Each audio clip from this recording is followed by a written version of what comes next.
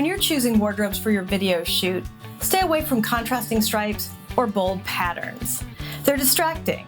Are you even paying attention to me right now? I didn't think so. When it comes to makeup and accessories, here are a few things to think about. When you're choosing your lip gloss, stay away from anything that's too shiny because it can be kind of distracting. And when you're going for accessories, well, this necklace may seem pretty cool, but when we get the mic on you, it can make all kinds of noise.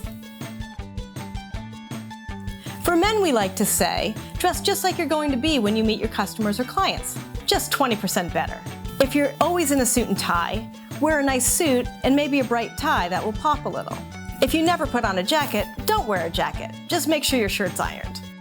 And if you're always in a t-shirt, stay away from logos that aren't your own company's. We don't want to advertise Nike, we want to advertise you. Nike's gonna hate us.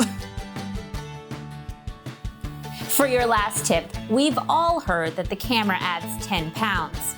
You don't need to help it out. So if you pick something that's loose and unstructured, you're not doing yourself any favors. See? Something more fitted is definitely more flattering. Now relax and have fun at your video shoot.